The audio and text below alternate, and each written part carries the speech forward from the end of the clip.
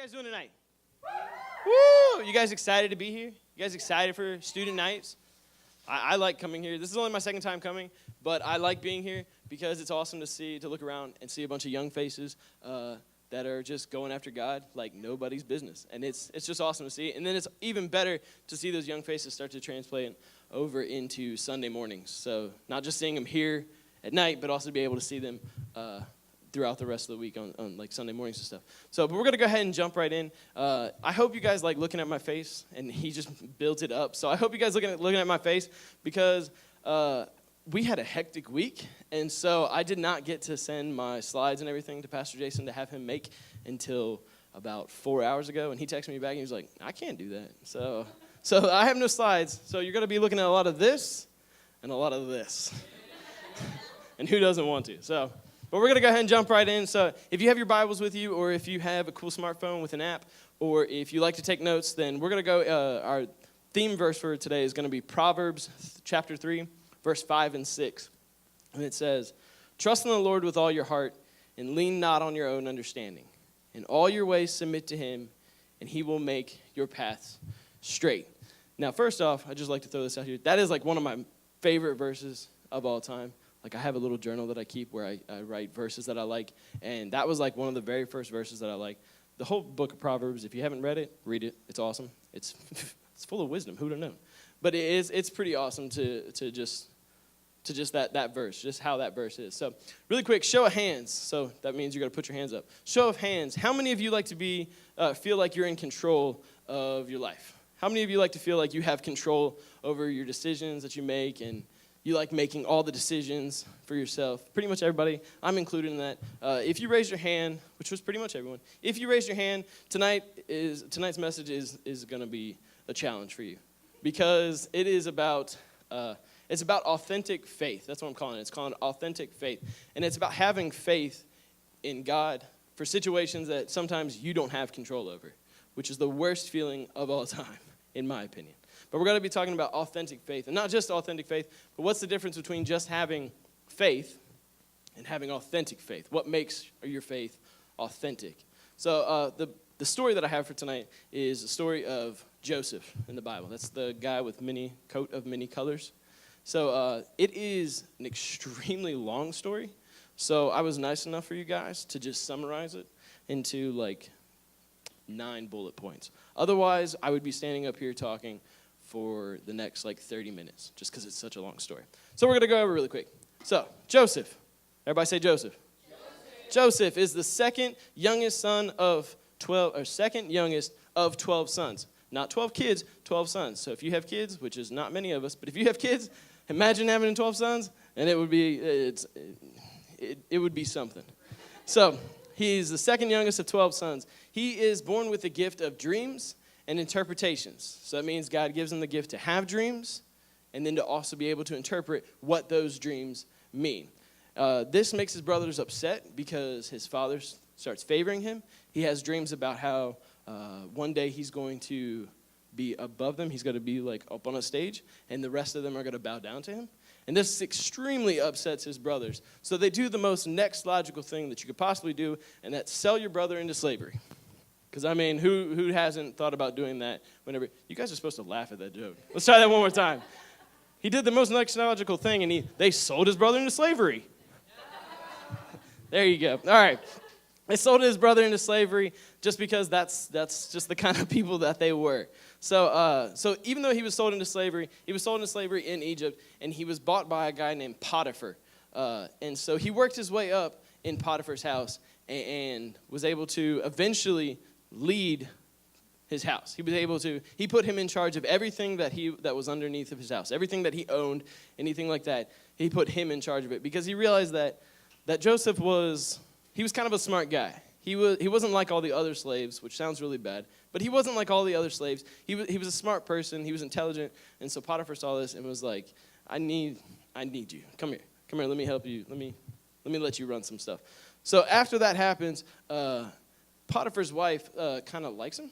She has a crush on him, you could say, and wants to kind of, hang out with him. And just, I I shouldn't say it, but I'm going to say it anyway. He just wants to Netflix, she just wants to Netflix and chill. So, I mean, I probably shouldn't say that, but I'm sorry.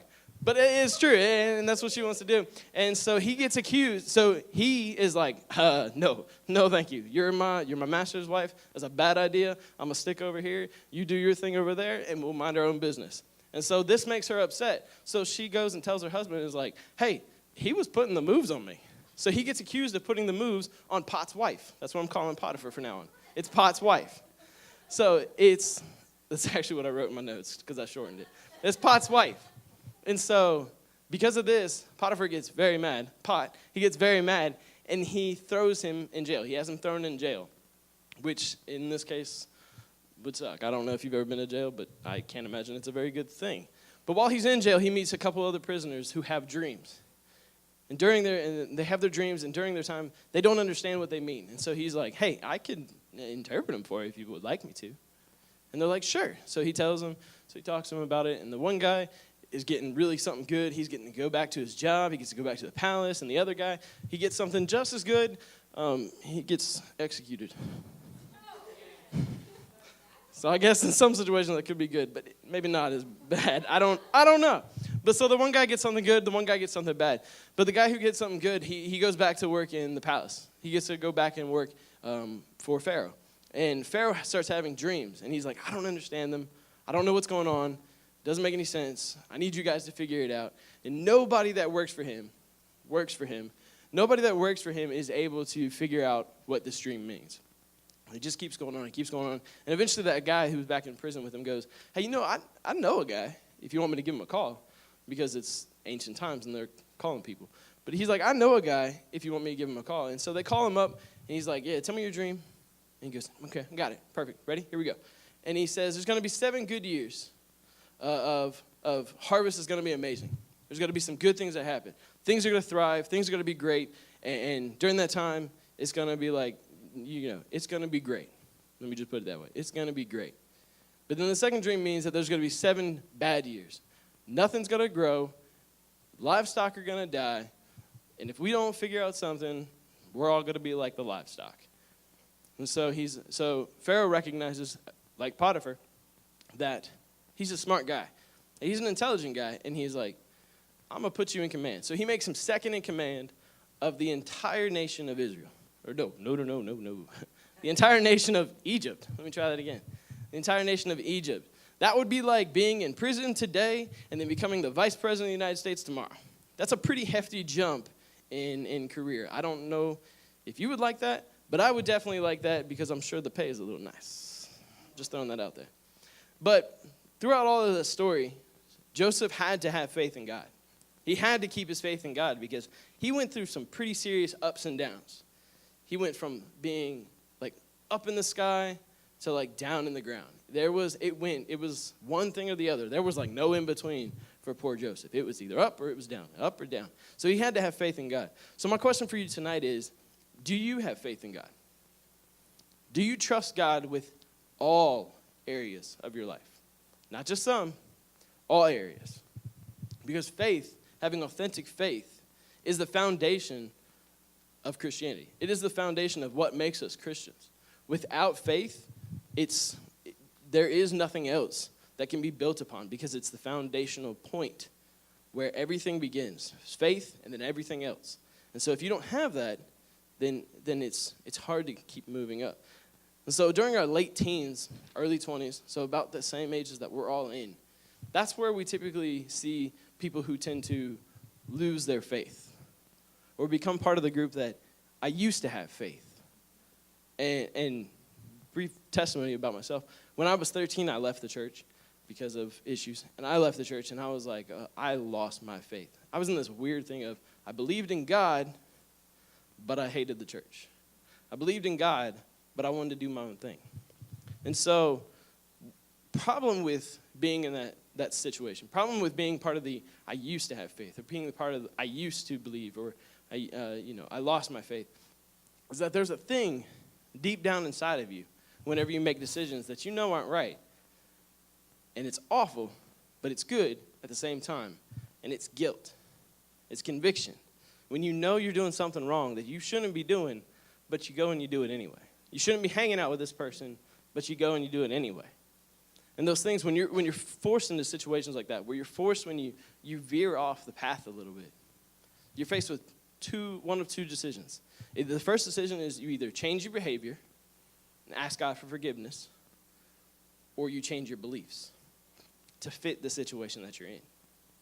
And so, unfortunately, a lot of the time, the second one happens more often than the first. It's easier for us to just say, well, I know that's not right, but I'll feel less guilty about it if I just say that it's right.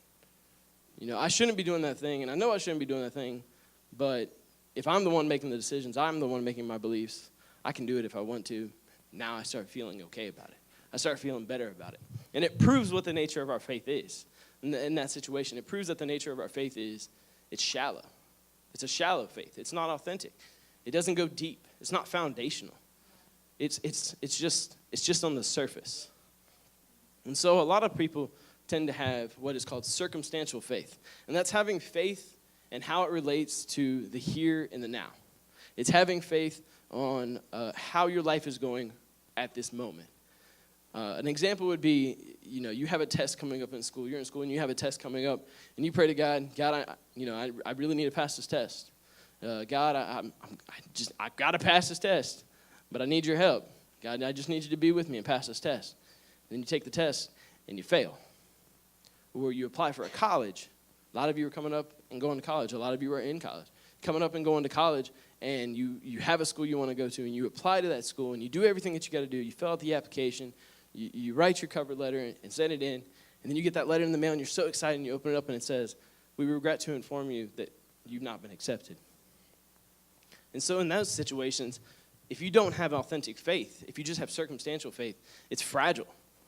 You can crumble so easily, because the first thing that comes to mind is if God doesn't answer those prayers, if he doesn't answer the prayers that I need now, the first thought that comes to your mind is, well, is God even listening? Is he real? Does he know that I exist? Does he exist? Those are the first thoughts that start to come to your mind. And that's because our time of reference, our frame of reference for our lives is short. We see what's happening now. God has the unique ability to be able to see what happens from the time that we were born till the time that we die, all in one time. He can see everything. He can see. So he can see how this one bad situation, it's not good. It's hurt. It's hard, and it's going to hurt. But that one bad situation, he's going to take that and turn it around and do something good with it. He can turn it around and make it good.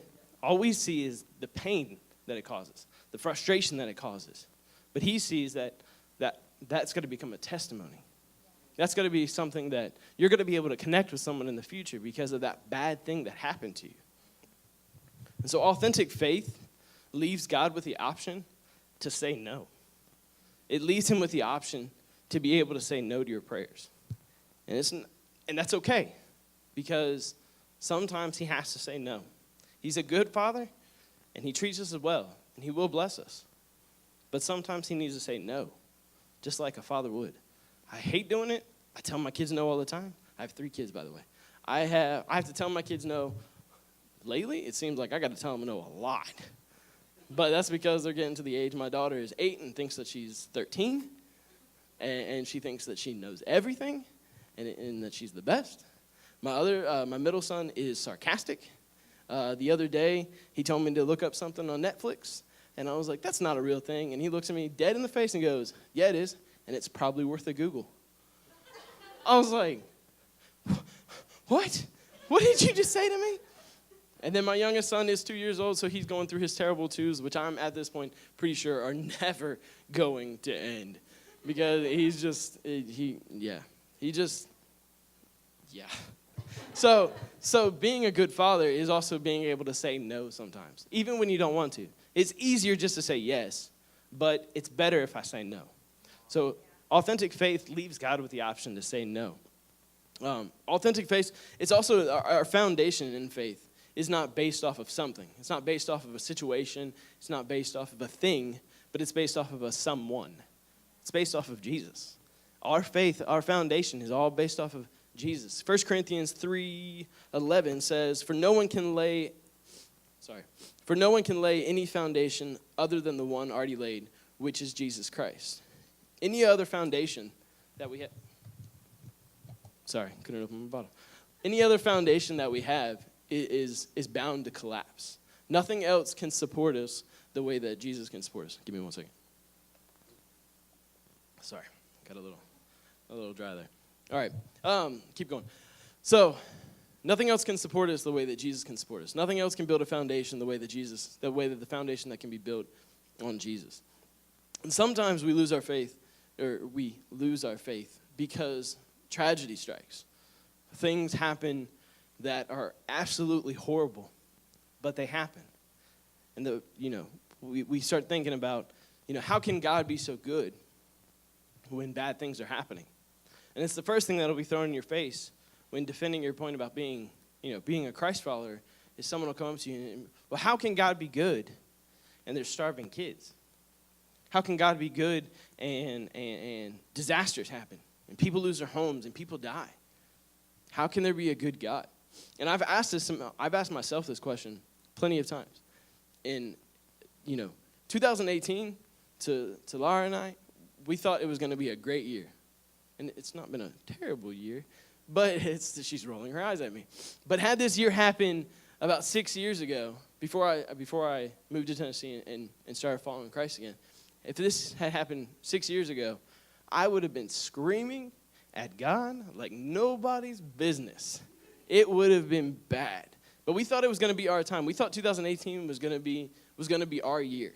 At the end of 2017, we got approved to buy our first home, which is something that we've looked forward to doing for our entire marriage, even before our marriage. But then, and then in February of this year, we actually bought our first house.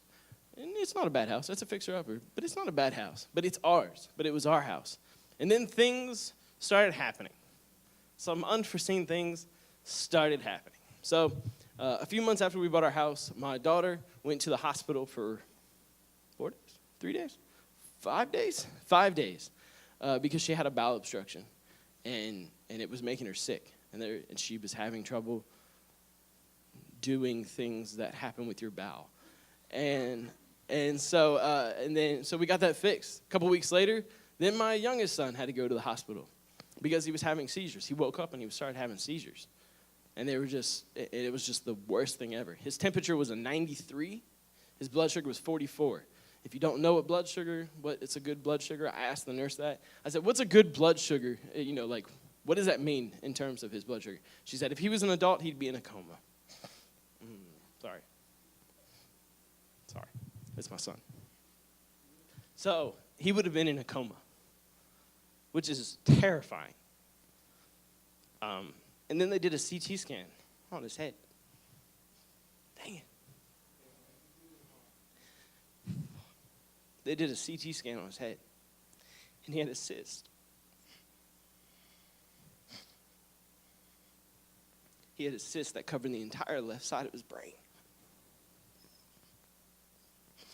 Sorry.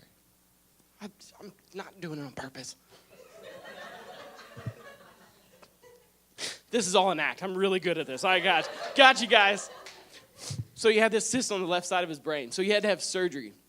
And they went in and they drained his cyst. During that time, though, between him discovering that he had a cyst and between having the surgery, brand new house, basement flooded. 2.5 inches of water. Then our cars broke down. A week and a half ago, we blew out a tire. And it just keeps going on. And now the newest thing is Laura's dad's in the hospital. Dang, I'm not doing it on purpose. Dang. Laura's dad's in the hospital, and we don't know if he knows Jesus. And he finally woke up today and blinked a little bit. But for the last several days, he's been sedated and hasn't been able to talk, communicate, or look around or do anything. So I tell you all that to get all negative about that. I tell you all that because if you're taking notes, and write this down, if you're taking notes, authentic faith is believing God has the best for you even when the worst is happening to you. Dang. promise I'm really not doing this on purpose. If we're recording this, I'm gonna delete this video. I don't want to see this anywhere else. This is just for you guys right now. You guys are a special people right now because you get to hear this. So, authentic faith is believing God has the best for you, even when the worst is happening to you.